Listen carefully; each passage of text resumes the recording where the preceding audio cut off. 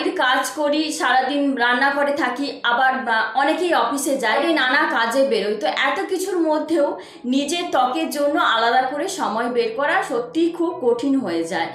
কিন্তু সারাদিনের কাজ, রোদ, ঘাম আর ধুলোবালির পরে যখন বাড়ি ফিরে দেখি যে মুখটা সেই আগের মতো সকালের মতন ফ্রেশ নেই, যেরকম ছিল তেমনটা নেই, তখন ইচ্ছে করে যে এমন কিছু ব্যবহার করতে যেটা বানানো সহজ এবং খরচও কম, আর বাড়িতেই থাকা কয়েকটা জিনিস দিয়ে তৈরি হয়ে যাবে। তোমাদের সাথে শেয়ার করব খুব সহজ একটা ফেস প্যাক, যেটা আমি বানিয়েছি ঘরে থাকা কয়েকটা উপাদান দিয়ে।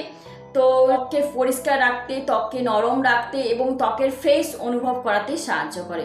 তো তাহলে চলো আর বেশি কথা না বাড়িয়ে দেখে নেওয়া যাক যে কিভাবে এই ফেস প্যাকটা বানাচ্ছি, কিভাবে ব্যবহার করলে আর প্রতিটা উপাদান ত্বকের জন্য কি কি কাজ করে। চলো। তো আমি এখানে নিয়ে নিয়েছি 2 চামচের মতো বেসন। যে বেসন আমরা রান্নার কাজে ইউজ করি, তো সেই বেসনই কিন্তু আমি এখানে নিয়ে নিয়েছি। দেখো, বেসন একটা প্রাকৃতিক ক্লিনজার হিসেবে পরিচিত। তো এটি ত্বকের উপর জমে থাকা যে অতিরিক্ত তেল, ধুলো, ময়লা পরিষ্কার করতে সাহায্য করে। নিয়মিত ব্যবহার করলে ত্বক অনেক বেশি পরিষ্কার ও সতেজ অনুভব হয়।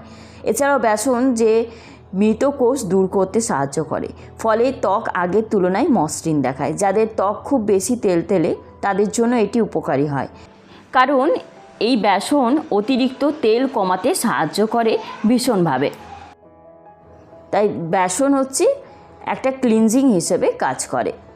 এরপর যেটা নেব সেটা হচ্ছে, দেখো, অল্প পরিমাণে আমি নিয়ে নিচ্ছি কস্তুরি হলুদ। তো কস্তুরি হলুদ সাধারণ হলুদের থেকে আলাদা, বহু বছর ধরে এটা ত্বকের যত্নে ব্যবহার হয়ে আসছে। তো তোমাদের কাছে যদি না থাকে তো তোমরা এরকম নর্মাল হলুদও দিতে পারো, তবে বেশি পরিমাণে দিও না, অল্প পরিমাণে কিন্তু এখানে হলুদটা অ্যাড করবে। এরপর যেটা দেব সেটা হচ্ছে মধু। মধু একটা দারুণ প্রাকৃতিক ময়েশ্চারাইজার।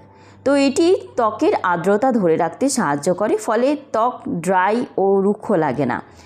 মধু ত্বককে নরম এবং কোমল ও স্বাস্থ্যকর দেখাতে সাহায্য করে। এছাড়া ত্বকের উপর একটি লেয়ার তৈরি করে যা আর্দ্রতা ধরে রাখতে সাহায্য করে।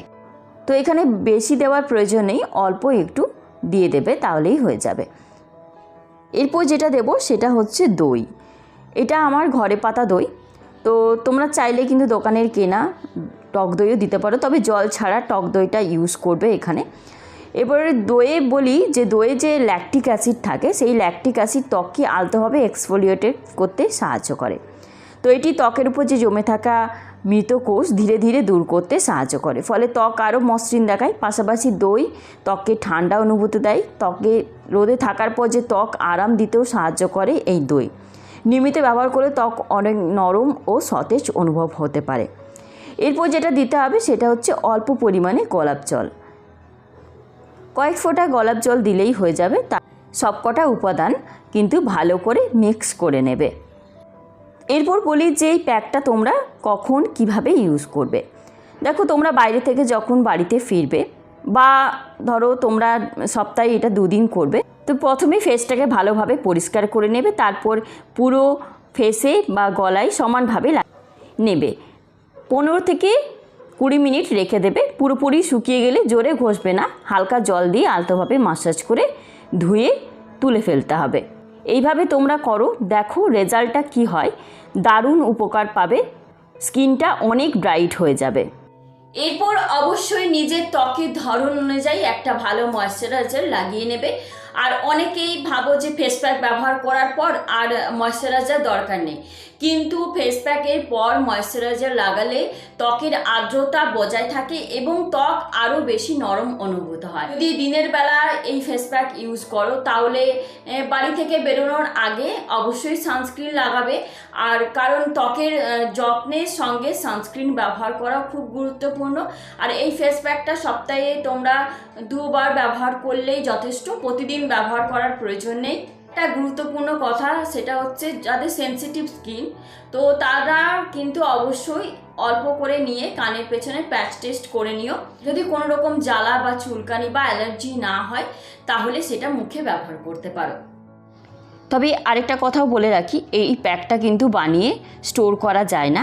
তোমরা যখন ইউজ করবে তখন এটাকে বানিয়ে নিয়ে দেন এটাকে তোমরা ইউজ করো।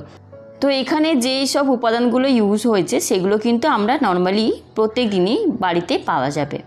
তো সেই জন্য যখন তোমরা এটাকে ইউজ করবে তখনই এটাকে বানিয়ে নিও। চলো আজ এখানে আবার চলে আসবো একটা নতুন ভিডিও নিয়ে। ততক্ষণ ভালো থাকবে, সুস্থ থাকবে। ধন্যবাদ।